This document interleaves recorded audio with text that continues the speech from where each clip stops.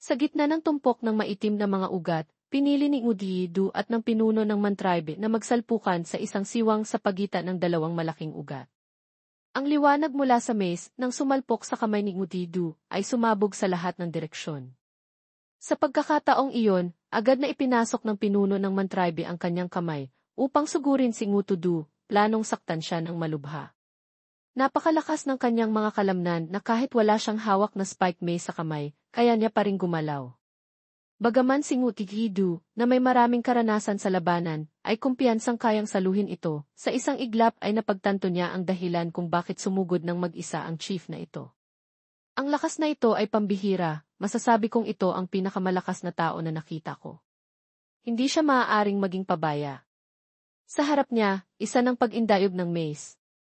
Ang mukha ng pinuno, na mukhang makapangyarihan, ay ninais gamitin ang buong lakas upang patumbahin ang mutated tree na ito. Upang matalo siya, hindi ka maaaring makalapit sa chief. Hindi ginamit ni Ngudiidu ang kanyang kamay para saluhin tulad kanina. Malakas niyang inindayog ang isa sa kanyang mga ugat upang hadlangan ang atake ng ito ay mga 2 metro mula sa kanyang mukha. May tumunog na malinaw at mabilis na thud. Agad na lumaban si Ngudiidu sa pamamagitan ng isang suntok sa gitna ng katawan ng pinuno ng Mantribe. Nang naitalsik ang mace niya, baluktot ang katawan ng chief. Naitulak siya pabalik at bumagsak sa isang pader na gawa sa mga ugat sa likuran. Ang atake na iyon ay hindi rin basta-basta. Gayunpaman, ang malakas na enerhiya ng chief ay umagos sa bawat metro ng hangin. Iyan lang ay hindi sapat para patayin siya. Ang kanyang mga hubad na paa, na hindi mo malalaman kung ilang bangkay ng kakaibang halimaw ang kanyang naapakan bilang tropeo niya, ay muli na namang mahigpit na humawak sa tangkay ng mace at sumugod ng malakas patungo sa puno ng willow.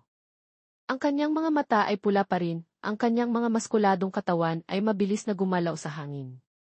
Nang makita na sinubukan niya ng ilang beses, ngunit hindi siya nakakuha ng bentahe, nagpalakas ang chief at muling inindayog ang mace ng ilang ulit pa. Ang hangin ay marahas na umagos. Isang pulang haligi ng liwanag na parang kidlat ang bumaba, bumalot sa kanya at nagpipitik. Ang naipong boltahe ay patuloy na umuugong. Ang pinuno ng Mantribe ay parang isang kidlat padre, kumukuha ng lakas mula sa pulang haligi ng liwanag na iyon at ginawa itong kanyang sarili. Ang buong katawan niya ay lumipad ng mataas, malakas na inindayog ang mace at nagpakawala ng isang matalim na pulang sinag ng liwanag na may mataas na critical damage. Ang teknik na ito, na tila pinaghalong liwanag at kidlat, nang umalis sa sandata, ay agad na nahati at naging isang marahas na hangin. Sa katunayan, ito ay parang isang hindi nakikitang talim na gawa sa hangin, na sumugod patungo kay Ngudiidu, hinihiwa ng pahilis mula sa kanyang kaliwang balikat hanggang sa kanang balakang. Naramdaman niya na nalaglag ang balat ng ugat doon, nakita niya ang mga mapusyaw na bahagi sa pinaghiwaan. Itinulak siya ng lakas ng hangin patalikod. Kailangan niyang pigilan ang kanyang sarili upang makalaban. Ilang minuto na ang lumipas, ngunit ang matinding hangin ay patuloy na umuugong ng malakas. Kailangan niyang aminin na hindi niya kailanman naisip na ang hangin ay maaaring magkaroon ng ganito kalaking lakas ng pagwasak. Hindi masama. Alam ng chief kung gaano kalaki ang impact ng kanyang inilabas na teknik. Malakas niyang winagayway ang kanyang kamay, nagpakawala ng 3 talim ng hangin na tulad din noon. Sa 3 pag-indayog lamang ng mace, hindi pa ito tapos. Isang hiwa ay walang epekto. Subukan natin ang 3 hiwa kung ano ang mangyayari. Akala mo ay susuko siya sa matinding hangin na ito. Ngunit bilang isang kakaibang puno na nakaranas ng maraming labanan at kaguluhan, matatakot ba si Ngudiidu sa kalahating lakas na ito? Inilabas niya ang isang braso patungo sa harap, direktang sinalo ang buong sinag ng liwanag na sumugod sa kanya. Kumikislap ang puting liwanag sa buong katawan ni Ngudiidu. Medyo lumabo ang kanyang anyo, ngunit ang kanyang postura ay nananatiling matatag at hindi natitinag. Kinindatan ang isang mata at tumingin sa kalaban, mapanghamon siyang nagsalita, ang ganitong uri ng atake ay hindi ko na kailangan pang iwasan. Ang mga salitang iyon ay nagpagalit sa pinuno ng Mantribe.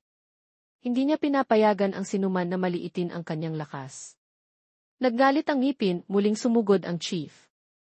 Sa malawak na lupaing ito ng Afrika, ang lahat ay nakasalalay sa lakas. At siya ay sabik na mapatalsik ang puno ng willow at kunin ang posisyon bilang pinuno. Boom! Mukhang sobrang nagmadali ang chief. Agad siyang tinamaan ng isang direktang suntok mula kay Ngudidu. Hindi siya nakapagpreno sa oras. Natanggap niya ang atake at naitulak pabalik ng ilang metro. Ang kanyang bibig nang hihina ay nagbuga ng sariwang dugo. Sinabi mang suntok, sa katunayan, ang kamay ni Ngudidu na gawa sa ugat ay malapad na nakadikit sa kanyang dibdib, kaya mas malaki ang lawak ng tinamaan ng maraming beses, ngunit hindi umabot sa pinakamataas na lakas ang impact. Dahil dito, nagising ang kanyang pagiging matigas. Agad na hinawakan ng kanang kamay ng chief ang pulsuhan ng kamay ni Ngudidu na gawa sa ugat. Mahigpit niyang kinagat ang kanyang labi, o nagngalit ang ngipin, ginamit ang lakas ng kaliwang kamay upang mahigpit na hawakan ang pamilyar niyang spike mace. Ang paligid ng kanyang braso, kasama ang mace, ay nabalot ng mapusyaw na pulang kulay. Nandito na naman! Ang misteryosong lakas ng mantribe. Ano namang halimaw ang ipapatawag niya sa pagkakataong ito? Hindi. Isang malinaw na tunog ng pagpunit ang umalinggaw sa hangin. Ang mace niya ay nahati mula mismo sa dulo. Makikita pati ang loob, parang isang binubuksan na bola. Hindi ko maintindihan kung bakit, nang nahati na ganyan, ang mace ay tila mas nakakatakot pa. Iniindayog ng chief ang kanyang kamay, kinalagad ito ng mahaba at lumikha ng isang kakaibang kulay lila na linya ng enerhiya. Sa paraan ng kanyang pagpupumilit gamitin ang lakas, tila kumonsumo ito ng napakaraming spiritual energy para sa teknik na ito. Ang mace na iyon ay sumugod patungo kay Ngudidu parang isang kakaibang halimaw na may matutulis na ngipin, handang manggatgat. Ito pala ang anyo na kailangan ng chief kapag hinahati niya ito. Nakakalungkot, kahit nga buong piraso ay hindi matalo ang puno ng willow. Masyado na siyang minamaliit, hindi ba? Ang dumadaan na sinag ng liwanag ay nakakasilaw at mabilis, dala-dala ang ilang nagtatago at nagpapakitang piraso ng spiritual energy. Sa isang iglap na pagwagayway ng kamay, pinunit ni Ngudidu ang mace na iyon sa ilang pira-pirasong bagay. Ang spike mace na ipinagmamalaki ng chief, ay sa isang iglap na lamang ay ilang nalalabing piraso na lumilipad sa hangin. Ang kanyang kamay ay gaanong-gaano, mahina ang hawak sa walang bigat na tangkay ng mace. Titig na titig siya kay Ngudidu. Ang paraan ng pakikipaglaban niya ay nagpapagalit sa tao dahil sa pagkakaiba ng lakas. Ngunit sa pagkakataong ito, hindi niya maaaring hayaan siyang samantalahin ang pagkakataon para gumanti. Muling binuksan ni Ngudidu ang kanyang kamay ng malapad upang tuluyang lumipad ang mace mula sa kamay ng chief. Walang armas, nawala ang inisyatibo. Ang mahaba at payat na binti ng puno ng willow ay muling umindayog, agad na sinipa ng direkta sa mukha ng chief. May tumunog na malinaw na tibok sa gitna ng hangin. Dugo mula sa kanyang mukha ang sumabog sa maliliit na patak, at siya ay naitulak pabalik, humahagibis sa lupa ng ilang metro. Bagaman matagumpay niyang natalo ang chief, hindi masyadong nasisiyahan si Ngudidu. Tiningnan niya ang kanyang mahigpit na nakasaradong kamao. Matagal na siyang hindi gumamit ng ganitong uri ng kasanayan sa pakikipaglaban. Pakiramdam ko ay hindi maayos na magkatuwang ang aking mga limbs. Sa nakaraang pakikipaglaban sa mga mataas na level, bihira siyang gumamit ng physical attacks. Ang labanan ngayon, upang sakupin ang mantribe, ay tila isa ring physical test. Hindi kalayuan, gumamit ang chief ng mga kamay at paa para makatayo muli. Sa paligid nilang dalawa ay balot ng usok dahil sa pagkahagis niya. Tahimik ang paligid na maririnig ang kanyang hirap at hihingal na paghinga. Natalo ng malubha at nawala ang armas, sa bawat mahirap na paghinga ay mahirap itago ang bigat ng pakiramdam. Dapat na malinaw sa iyo ang pagkakaiba sa pagitan natin, hindi ba? Walang halong emosyon, hindi itinago ang paghamak ni Ngudidu. Bakit ganoon pa rin ang iyong postura? Ang kanyang mga maskuladong binti ay matatag sa lupa. Ang mace sa kanyang kamay ay tangkay na lang ang natira, ngunit itinutok pa rin niya ito sa kalaban. Ang pagkawala ng armas ay tila walang epekto sa kanya. Ang kanyang tapang ay hindi nawala dahil dito. Sa sandaling ito, kailangang aminin na totoo ang sinabi ng mutated tree. Ang lakas nilang dalawa ay masyadong malaki ang pagkakaiba. Nasiyahan siya sa pakikipaglaban, kaya hindi na siya sumugod ng walang pakialam. Sa boses niya, wala na rin ang kayabangan tulad kanina. Ang makalaban ang isang makapangyarihang kalaban na tulad mo ay tunay na nagbigay saya sa akin. Kahit mamatay man ako, wala akong pagsisihan. Napakabago ng ganitong uri ng pag-iisip. Tama rin na masaya ang mantribe sa lakas. Tama rin na ginagamit nila ang lakas bilang sukatan ng tapang. Kaya sa battlefield, nang makaharap ang isang nilalang na mas malaki ang lakas sa kanya, hindi siya naramdaman ang takot o panghihina ng loob kahit kaunti. Karamihan sa mga tao noon na nakaharap sa akin, ay kung hindi umatras, bago pa lumaban, ay walang lakas ng loob na lumapit. Ngayon, mas lalo kitang pinahahalagahan. Ngunit lalo na sa ganito, hindi siya pinalampas ni Ngudidu. Ang layunin niya sa pagpunta rito ay sakupin ang malawak na teritoryo ng Afrika, hindi para humanap ng kasama sa pag-uusap tungkol sa teorya ng lakas. Ang lupa sa ilalim ng paa ng chief, o sa katunayan, ang matitibay na patong ng ugat, ay baligtad. Isang malakas na tunog ng pagbagsak ang umalinggaw-ngao sa ilalim ng kanyang paa, kaya naintindihan niya agad na mula pa sa simula ng pagtapak niya rito, nasa kamay na ng puno ng willow ang inisyatibo. Ang paligid ay nilikha niya. Sino ka para baguhin ito? Sa kanyang maitim na mga mata, sa isang iglap ay lumabas ang dalawang pulang sinag ng liwanag. Naggalit ang ngipin ang pinuno sa harap ng napipintong panganib na handang sumugod. Hahayaan kitang mabuksan ang iyong mga mata at makita ang aking tunay na lakas. Nang tingnan niya muli, si Ngudidu ay naging isang halimaw na puno, na may mga nag-ikid na baging sa ibabaw ng kanyang ulo, na lalong nagpatinid sa kanyang anyo. Nakakatakot na ang anyo ng Triman. Ang isang halimaw na hindi na gumamit ng physical attacks ang tunay niyang anyo. Ibinuka niya ang bibig na parang humihikab, huminga ng malalim tapos sumigaw ng direkta sa harap. Ang hangin ay marahas na umagos sa hangin. Nakita ang mga puyo ng hangin na mabilis na lumipad. Ang sigaw ni Ngudidu ay naging isang marahas na hangin na tila napahanga na takot ang lahat ng nanonood. Sumigaw siya ng malakas, tanging upang ipakita ang tinatawag na malinaw na pagkakaiba sa lakas. Para sa pinuno ng mantribe, hindi na kailangan pang tumakbo, walang kabuluhan. Yumakap sa kanya ang mga ugat at mahigpit siyang ginapos, itinayo ng mataas. Ano pa ang magagawa niya para kumawag-kawag, lalo na ang lumaban? Sa sandaling ito, napagtanto niya, huli na, hindi ba? Itong spiritual energy na malawak tulad ng dagat, ito na ba ang tunay na lakas ng mutated tree? Kailan pa naging ganoon kalaki ang kanyang higanting mata? Itinutok niya ito sa pinuno ng mantribe, na ngayon ay sunod-sunuran na parang aso sa gapos na gawa sa ugat. Pinalaki niya ang laki ng kanyang mata upang bigyang diin, naiintindihan mo na ngayon kung gaano kakaliit sa aking paningin. Hindi na kailangan ang sagot mula sa chief. Ang mga ugat ay gumapang paakyat sa kanyang ulo, unti-unting bumalot upang maging isang kulungan.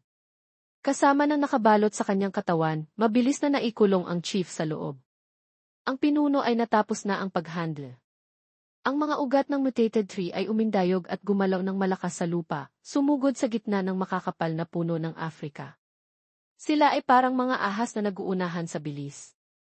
Bahagyang narinig ang boses ni Ngudidu na kasama doon, manahimik ka muna sandali. Hayaan mong linisin ko ang buong battlefield. Ang kawan ng mga elepante na kaninang nagtapakan ng mga gorilya ay ginapos na parang laruan, kumakawag sa hangin. Nakita niya ang kanyang mga kasama sa tabi na gayon din ang nangyari, biglang naging walang magawa. Agad na lumabas si Wine Immortal Panda nang makita niyang sumugod ang mga ugat ni Ngudidu, ginapos ang liig ng isang malaking hippopotamus sa harap niya. Ang mababangis na kawan ng mga bicorn antelopes ay hindi rin makalaban.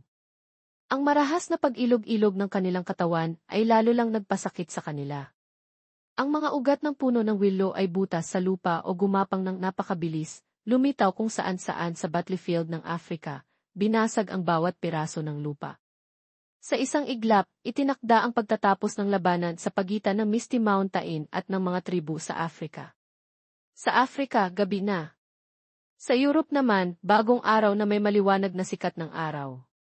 Ang liwanag ay sumisinag sa maringgal at puting gusali, kung saan nagtitipon ang mga makapangyarihan sa Europe.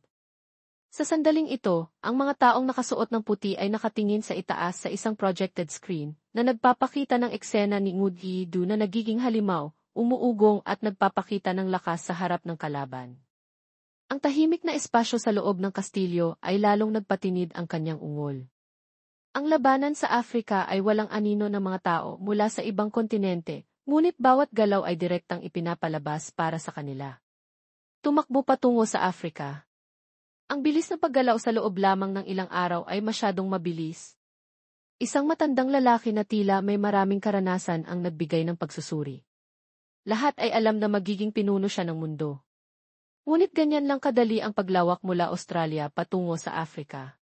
Paano kung isang araw, gusto ng mutated tree ang Europe? Ang mahalaga ay ang lakas na nakukuha ni Ngudi araw-araw, na lalong lumalaki. Ang mukha ng Pope ay naging malungkot madilim.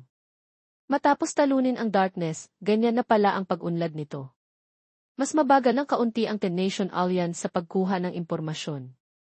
Hindi sila nagtanim ng mga kamera para sa close-up shots ng pakikipaglaban ni Ngudi sa Africa. Matapos ang labanan sa darkness, ang dalawang panig ay napapanatili ang pansamantalang kapayapaan. Ang pag-atake sa teritoryo ni Ngudi ay hindi nila pinag-aalala. Ngunit ang 10-Nation Alliance ay gayon din ang iniisip tulad ng Pope. Malayo man ang Europe, ramdam pa rin ang spiritual energy ng mutated tree. Ganoon na pala ang paglawak niya. Sa ilalim ng malaking buwan na kayang ilawan ang bawat nilalang, si Ngudi sa anyong halimaw, ay nakatayo ng matatag na kasing taas ng mga ulap. Ang lugar kung saan nakakulong ang Mantride Chief, ay parang isang itlog ng manok lamang sa harap niya. Nakatapak ang paa sa lupain ng Africa, maringgal na parang bahay niya ito.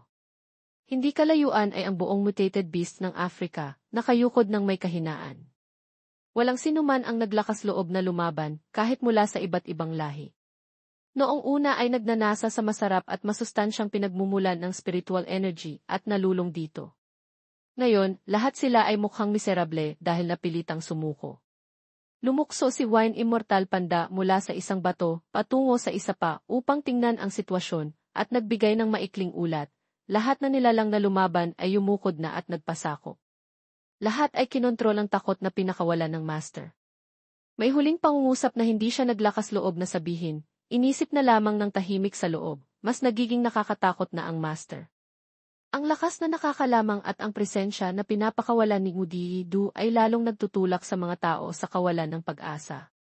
Kontento, isinuksok niya ang kanyang ulo sa kulungan na nilikha niya, bumulong at tinanong ang nilalang sa loob, gusto mo pa bang lumaban sa akin ngayon? Ang kagalakan na naramdaman niya kanina nang makaharap ang malakas ay nawala na. Ang katigasan ng Mantride Chief ay mabilis ding naging wala. Sa kanyang mukha ngayon, tanging takot na lang ang naroroon. Hindi na siya naglakas loob pang magsalita, naggalit ang ngipin at tumingin lamang sa kanya. Naghintay si Ngudi ng sagot mula sa pinuno ng Mantribe, ngunit matagal siyang walang narinig. Ang galit at inis na paggangalit ng ngipin kanina ay naglaho na rin. Para siyang nakatulog na sa kulungan ni Ngudi, nakayuko ang ulo, wala nang makitang ekspresyon. Hindi siya nagpapanggap, hinala ni Ngudi dahil tila nawala na siya ng kagustuhang lumaban. Ilang salita pa lang ang nakakatakot sa kanya, at kaunting pagpapakita pa lang ng lakas, sumuko na agad siya. Tunay nga, ang tribo na gumagamit ng lakas upang sukatin ang kahigitan ay ibang-iba. Hindi matanggap ng pinuno ng Mantribe ang katotohanan na napakalaki ng pagkakaiba ng kanilang lakas. Nakakalungkot kung papatayin ko siya. Dalhin mo siya sa life energy space para magpagaling. Hindi niya alam kung paggising niya, ang mga sugat niya na gagaling ay sisirain ulit ni Ngudi. Ngunit sa kasalukuyan, hindi niya maaaring iwan ang chief dito. Kung tutuusin, ang kanyang lakas ay itinuring ng mutated tree bilang pinakamalakas na tao na nakaharap niya. At anumang sa tingin niya ay mahalaga, tiyak na hindi niya maaaring palampasin. Habang itinutulak niya ang pinuno ng Mantribe sa loob, biglang nakita ni Ngudi ang ibang special gate na lumitaw sa tabi. Ang katangi-tanging kulay berde nito ay natural, hindi ang life energy space. Ang lightning space ang nagbukas. Bigla itong nagbukas at hindi ko ito tinawag. Tiningnan ito ni Ngudi nang may inaasahan na hindi niya alam ang dahilan. Ngunit ang enerhiya na nagmumula doon ay isa lamang ang posibleng pinagmulan. Sa likuran ng tatlong iritado, ang Golden Monkey, ang Rhinoceros, at ang Boar, ay biglang narinig ang mahinang ungol. Nagkukwentuhan sila matapos ang labanan, kaya hindi nila gaanong napansin. Hanggang sa lumapit ng tahimik ang isang halimaw na uhaw sa dugo, sapat na ang layo para sa isang kagat. Tumalon ito, ibinuka ang bibig, at gustong kainin agad ang Golden Monkey, na sa tingin nito ay kasyang-kasya sa bibig niya. Isang malaking anino ang bumagsak sa ibabaw ng ulo ng Golden Monkey. Lumingon ito, sapat lamang para titigan ang kamay na may hawak na tungkod, ngunit bago pa man ito makasigaw, may narinig na tunog ng ihi. Malakas na umalingaw sa hangin ang tunog ng buto ng kakaibang halimaw na nabali dahil sa pagkaduro. Lumingon ang tatlong nagwasak at nakita nila ito na pinipiga ng malakas ng dalawang bagay na hindi nila makilala. Sa isang iglap, naging patay na balat na lang ito sa mismong lugar. Bam! Malakas na tinampal ng kuko ang lupa, puno ng banta. Ang nilalang na nagpakawala ng galaw na iyon ay lumitaw sa harap ng tatlong maliliit na nilalang, kaya napaangat sila ng tingin. Ang dominante nitong presensya ay nagmula sa kidlat na patuloy na kumikislap, na nagmumula sa dalawang malalaking sungay na tumutubo sa kanyang magulong balahibo. Mukha siyang ox demon. Pala, ito ang pangalawang kapatid mula sa Misty Mountain, nakakatapos lang mag-upgrade sa pangalang Immutated Wild Ox. Ang kanyang kasalukuyang antas ay rank 4 superhuman na. Ang kanyang likas na talento, Crescent Moon Horns, na parang hugis gasuklay na buwan, ay naging tunay na sandata ng Ox Demon. Ang mga sungay na iyon ay mukhang dekalidad. Kanina lang, ginamit niya ang T-Gravity Field skill na upgrade na nagpapahintulot sa Ox Demon na malayang kontrolin ang gravity ng isang espasyo, pataas ng hanggang 100 beses o pababa hanggang sa zero gravity. Iyon din ang dahilan kung bakit nadurog mula sa magkabilang gilid ang halimaw kanina. Ang teknik na ito ay na-upgrade na, hindi na lang nito pinipiga pababa sa lupa ang kalaban. Bukod dito, ang Ox Demon ngayon ay mayroon ding i-beast body skill na nagpapabalik sa kanyang tunay na anyong halimaw. Ang lakas at bilis niya ay parehong tumaas ng malaki dahil sa pag-upgrade. Ang aming pangalawang kapatid ay mayroon ding bagong ultimate skill na tinatawag na Absolute Black Hole, na kayang mag-condense at maging black hole na sumisipsip ng lahat ng atake. Natuwa si Ngudidu ngunit hindi niya ito ipinahayag, tahimik lamang siyang nagsaya sa loob. Umakyat na sa antas ang Ox Demon. Ang hitsura niya ngayon ay seryoso, tulad ng kanyang personalidad. Pagkatapos ng lahat ng pagsisikap, tumaas na rin ang kanyang lakas. Alam niya, Ox Demon, ang tamang asal. Lumapit siya sa puno ng willow na ngayon ay nililiit na ang mga ugat upang magbigay ng espasyo para sa Ox Demon na lumuhod sa isang binti. Mahina siyang nagsalita, Divine Tree. Malumanay siyang tiningnan ni Ngudidu, parehong tinatanggap at tinutukso, huli ka na. Tapos na ang laban. Alam niya, Ox Demon, na kayang-kaya ng kanyang master, ngunit nakonsensya pa rin siya dahil hindi siya nakasali. Tumaas ang kanyang ulo, ang boses niya ay mas malakas pa sa dati. Ang pag-breakthrough na ito ay nagtagal ng kaunti. Ang kanyang mga sungay ay bahagyang nagniningning sa kulay lila puti, napakaganda tingnan, nagbibigay ng surreal na pakiramdam na nagpahinto kay Ngudidu sa pag-iisip.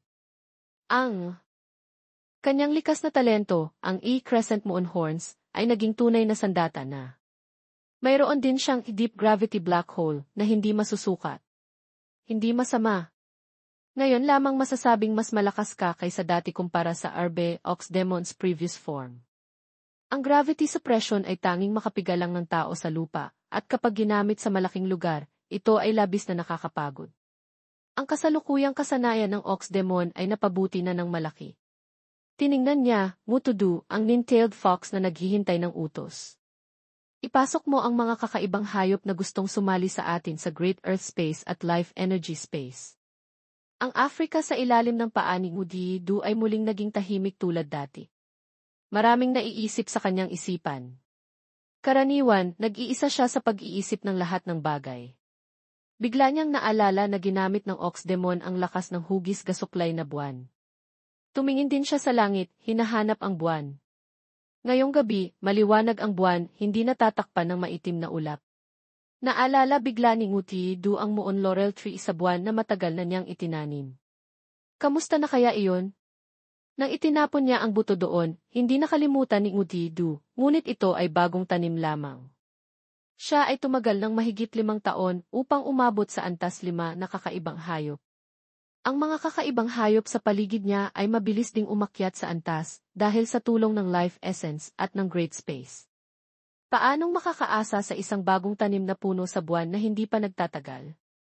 Bitbit ang pag-iisip na iyon, inabot ni Ngudidu ang kanyang paningin palabas ng Earth, tumingin sa puno na nakatayo sa gitna ng universo.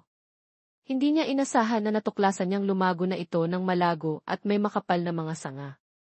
Sa kasalukuyan, ito ay isang puno lamang na hindi pa malinaw ang mga kasanayan, ngunit sinabi sa kanya ng sistem na ang Muon Laurel ay rank 4 na. Nagulat si Ngudidu. Tiningnan niya ang Ox Demon na matagal nang nakikipaglaban at nagsasanay at ngayon lang umakyat sa rank 4. Paanong ang Muon Laurel tree na ito ay ganoon kabilis umabot sa rank 4 superhuman? Dahil ba sa buwan, siya lang mag-isa, walang ibang nilalang na nakikipagkumpetensya sa kanya. Ngunit sa kasalukuyan, hindi niya nakikita na kaya nitong maging buhay na nilalang tulad niya. Hinala ni Ngudidu na baka kailangan pa niya ng mas maraming oras. Sa anumang banda, ang mabilis na pag-akyat sa antas ay maituturing na magandang bagay. Patuloy ka lang sa paglaki. Pansamantala, patuloy niyang iiwan ang Muon Laurel sa buwan.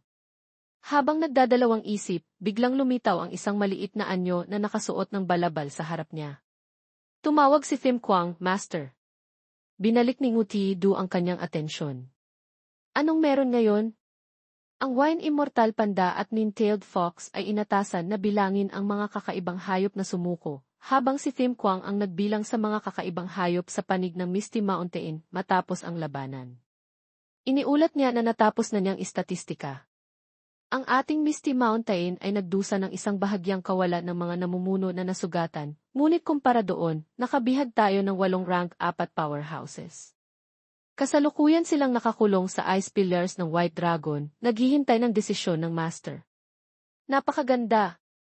Isang iglap na nakabihag ng 8 rank 4 powerhouses.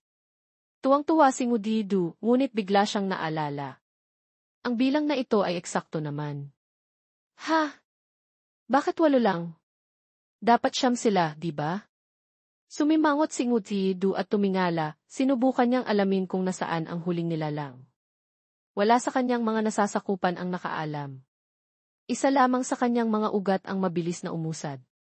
Eksakto, ang rank 4 ay may napakaibang amoy at bakas. Hayaan mo akong hanapin ang nilalang na iyon. Ang mga ugat ni Ngudidu ay mabilis na kumalat patungo sa gilid ng lugar. Ang ilan sa kanyang maitim na ugat ay naghugis kamay na may 4 na daliri, itinutok patungo sa isang bagay na maitim na nakatago sa likod ng isang bato. Mukha itong ahas. Nang makita ng ahas na ito ang lunting-lunti na kamay ng ugat na papalapit, nagulat ito at agad na gustong mag-teleport palayo. Ngunit, sino ang mag-aakala, si Ngudidu ay napakabilis at nahuli ito. Mahigpit siyang nagbalumbon. Ang itim na ahas ay kumawag-kawag ng ilang beses pa, ngunit walang naging epekto sa ugat na unti-unting humihigpit. Alam niyang wala na siyang laban, kaya't sumigaw siya ng may pagsuko, nanood lang ako. Nanood lang ako. Hindi ako sumali sa labanan. Huwag mo akong patayin. Ang ahas na ito ang ika-9 na ikapatid na may pangalang Immutated Vine Snake. Naamoy na ni Ngudidu ang presensya nito, ngunit kailangan niya ang system upang basahin ang kanyang likas na talento. Extremely potent poison fangs, lason na fangs, deadly poison, nakakamatay na lason. Kahit ang isang kakaibang hayop na mas mataas ng isang antas ay hindi makakalaban, special poison energy, espesyal na lason na enerhiya, na may kaugnayan sa lason, poison. Absorption, pagsipsip ng lason, kayang sumipsip ng lason upang lumaki, spatial scales, mga himaymay sa espasyo, parang mga himaymay ng espasyo, kayang pabilisin ang bilis at itago ang aura, death poison breath, hininga ng kamatayan na lason. Ang ultimate skill na naglalabas ng lason na hininga na kayang tunawin ang lahat. Ayos itong skill na ito, humanga si Ngudidu. Ang mga himaymay na kayang sumama sa espasyo at itago ang aura. Hindi nakakagulat na matagal akong hindi nakakahanap sa iyo. Lumabas siya sa gilid at doon lamang niya lihim na inalis ang kasanayan sa pagtago ng aura, kaya't natuklasan siya ni Ngudidu. Kung tahimik lang siyang gumapang palabas at nagtago, hindi tiyak na malalaman niya. Lahat ng ito ay dahil sa kanyang ugali ng pagmamatsyag. Ang ahas na ito ay hindi sumuko dahil sa pagkatalo sa labanan. Kaya, ang pakikipag-usap at panghihikayat sa kanya na sumali sa kanyang panig ay hindi pa marahil ang tamang oras. Binuksan ni Ngudidu ang life energy space at basta na lang itinapon ang ahas doon. Hayaan mo siyang sumigaw at kumawag-kawag, sino ba ang maglakas loob na iligtas siya mula sa kamay ng mutated tree dito? Ngayon, wala akong oras para sa iyo. Pagkatapos kong matapos ang lahat, babalik ako para hanapin ka. Pumunta ka muna sa life energy space at maghintay. Pagkatapos niyang asikasuhin ang mga bagong bihag, bumalik si Ngudido at tinawag si Thim Kwang, Little Frog. Kunin mo ang ilang life essence para sa lahat upang magpagaling. Sa mga nakaraang araw, hayaan mo silang magpahinga ng mabuti. Sumagot ito ng Ki na iintindihan ko na at agad na umalis upang gawin ang iniutos. Naiwan si Ngudido na mag-isa, binuksan niya ang system at inasikaso ang kanyang sarili. Pagkatapos niyang makakuha ng maraming evolution points, oras na para i-upgrade ang kanyang mga kasanayan. Ang makapangyarihang teknik tulad ng Willow Leaf Flying Blade ay dapat na ring palakasin. Sa labanan laban sa pinuno ng Mantribe, kahit malakas ito, wala itong nagawa. Nawala lang ito dahil sa isang hiwa mula sa mace. Tiningnan niya ang level ng Willow Leaf Flying Blade sa skill panel na level 4. Agad na nagpa siya si Ngudido na i-upgrade ito. Lumabas ang system panel, nagtatanong kung gusto niyang gumastos ng 1.0 milyong evolution points upang palakasin ang Willow Leaf Flying Blade. Agad niyang pinindot ang yes. Ang katangi-tanging luntian na spiritual energy ay agad na dumaloy pabalik, nag-upgrade ng kasanayan. Ang pag-upgrade ng kasanayan sa pamamagitan ng system ay palaging may kakaibang pakiramdam ng labis na kasayahan, hindi tulad ng tuwing umaakyat siya sa antas, na parang namamatay at nabubuhay muli sa sakit. Tinatamasa ni Ngudido ang pakiramdam ng pagiging mas malakas. Paulit-ulit niyang sinabi, magaling. Magaling. Subukan natin. Ginawa niya ito agad para mainitan. Nagpakawala siya ng isang Willow Leaf Flying Blade gamit ang kanyang ugat. Ang paraan ng paggamit ay hindi nagbago, kailangan lang niyang malakas na iindayog ang ugat, at ang spiritual energy na humahalo sa hangin ay lumikha ng malalaking talim. Sinubukan niya muna ang isang pahalang na hiwa, pagkatapos ay malakas na gumawa ng isa pa na pahilis pataas patungo sa langit. Hindi mo maintindihan kung paano, ngunit lumikha ang Willow Leaf Flying Blade ng isang malaking hugis cross na tumama sa langit. Narinig ang isang tunog ng iklang, at ang gabi na langit ay biglang nagkalamat at nahati sa ilang malalaking piraso. Ang tunog ng pag-indayog ay tumigil na, at ang Willow Leaf Flying Blade ay naglaho na. Dahil napunit ang langit, nagkaroon ng butas na sumisipsip ng hangin doon. Malakas ang Kiroshingi sound. Agad na pinadala ni Ngudido ang lahat ng kanyang mga ugat upang takpan ito, kung hindi, baka masipsip palabas ang buong planeta. Ang kanyang mukha ay naging tensyonado, ang tipikal na reaksyon ng isang nagkamali at kailangang agad na ayusin ito. Hanggang dito lang ang kakayahan niyang mag-ayos ng langit. Ang kalamat na iyon ay unti-unting gumaling, lumiit. Ang tunog ng hangin na sumisipsip doon ay unti-unting humina, nagbabalik sa tahimik na kalangitan ng Afrika. Ngayon, tumingin si Ngudido sa direksyong iyon, tahimik na nag-iisip, ngunit hindi niya maintindihan. Ano ba ang nangyari kanina? Nasira ba nito ang void at lumipad palabas ng universo? At kung lumipad ito palabas ng universo, ano kaya ang mangyayari? Saan ito titigil? Hindi alam ni Ngudido. Nag-iisip na lang siya.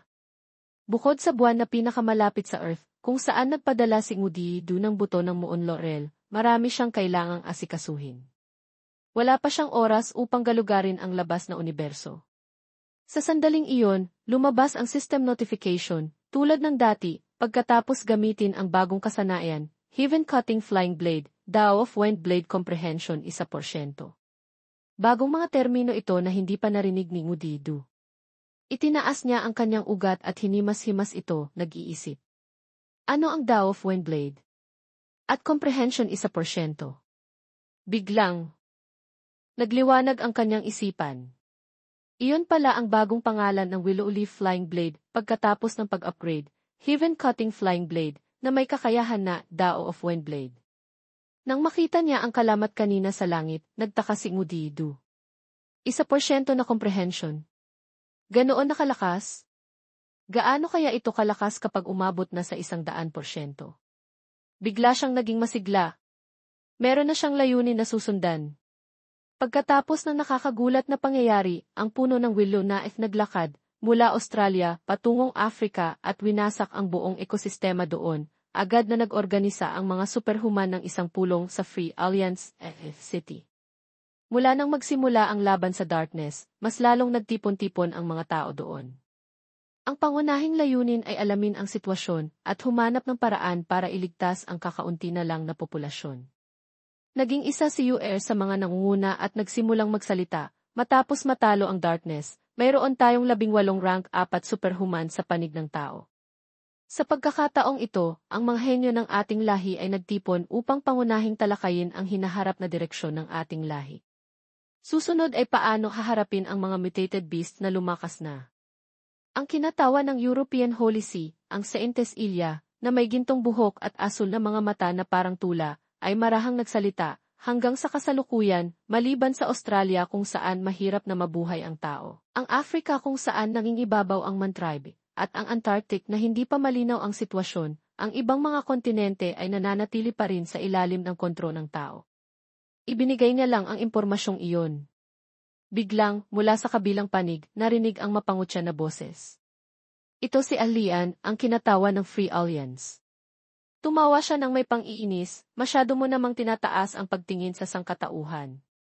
Hindi ko narinig na ang Asya ay dinaig na ng mga mutated beasts hanggang sa hindi na sila halos makahinga. Ang mga kinatawa ng Huaxia Alliance na matatagpuan sa Asya, na nakaupo sa pulong, ay biglang sumimangot at tumitig sa direksyong iyon.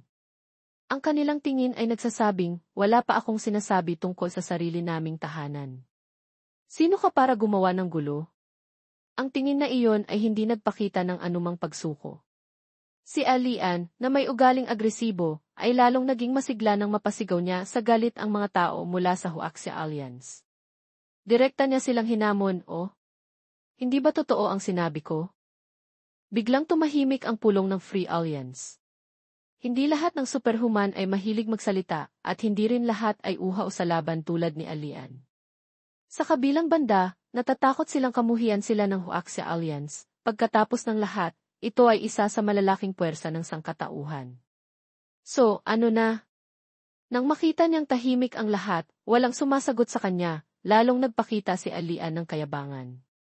May nasabi ba akong mali? Binaliktad ang tono niya, isang simpleng tanong na lang ang natira, ngunit ang hamon sa loob nito ay malinaw pa rin. Ang spiritual energy sa katawan ni Ling Er ay biglang sumabog palabas, handa na kung sakaling magulo pa siya, susugurin niya at susuntukin sa bibig. Gayunpaman, sa mga pagkakataong kailangang si Ngudi Hidu ang magsalita, bihirang magsalita si Ling Er sa mga ganitong uri ng mapanuksong salita. Si Ilya at ang superhuman na nakaupo sa tabi niya, kahit hindi sila tinamaan, ay hindi rin nagustuhan ang ganitong bastos at matalim na pananalita. Sinilipan nila si Alian ng walang tuwa at alerto, ayaw nilang banggitin ng taong ito ang lugar nila. Biglang naging yelo ang hangin sa lugar. Si Yu-Er, bilang taong nag-imbita sa lahat sa pulong at namumuno sa usapan, ay direktang tumingin kay Alian at pinagbawal siya sa isang boses na halo ang pagbabanta, sapat na iyan. Hindi ako pumunta rito para paghamunin mo ang iba. Ang boses niya ay katamtaman lamang, ngunit tumagos ito sa tainga ni Alian. Lumingon siya at tiningnan ang chairman sa entablado, napansin niya na maraming mata ang nakatitig sa kanya na puno ng pagkamuhi. Sa huli, siya ay naging matino at binawi ang kanyang pagmamataas kanina, marahang tumango. Opo. Ngayon ay masunurin na siya parang aso. Sa huli, siya ay isang tao lamang na gustong magyabang ngunit madaling umatras. Lahat na nandito ay nakaligtas sa napakaraming labanan, lahat sila ay mga karakter na hindi magaling magtiis ng husto. Si White Jade ay hindi rin nagustuhan ang tono ng taong iyon na may hangin sa ulo. Tinanong niya si Ling Er sa tabi niya kung gusto niya siyang turuan ng kaunti. Agad siyang sinagot nito nang hindi ikinagulat ng White Elephant. Bakit naman? Tinanong niyang muli, hayaan mo lang siyang ganyan? Ang ibig niyang sabihin ay natural na hindi siya masaya sa ganitong uri ng hamon, ngunit wala lang itong sapat na halaga para pagkaabalahan. Sa kamay ni Ling Er ngayon ay maihawak na dahon na ibinigay ng kanyang master noong nag-a-upgrade siya sa rank 5. Kahit pa siya ay natutulog ng malalim ng isang buong buwan, nang makita niya ang kanyang ianak na bumalik, ibinigay niya ito sa kanya at sinabi na kapag nasa panganib siya, ililigtas siya ng dahon na ito. Ang katawan ni Ngudigidu sa malayo ay mahigpit na nakapikit, puno ng pag-iisip. Ang dahon niya na naipasahan ng spiritual energy ay parang bahagi rin ni Ngudigidu. Sa pamamagitan ng dahon na ito, makakakuha ng kasalukuyang impormasyon, at dahil nasa kamay niya, Ling Er, ito, naramdaman niya na walang sinumang mayayabang ang makakalusot sa Divine Tree. Hindi na kailangan pang magmadaling kumilos.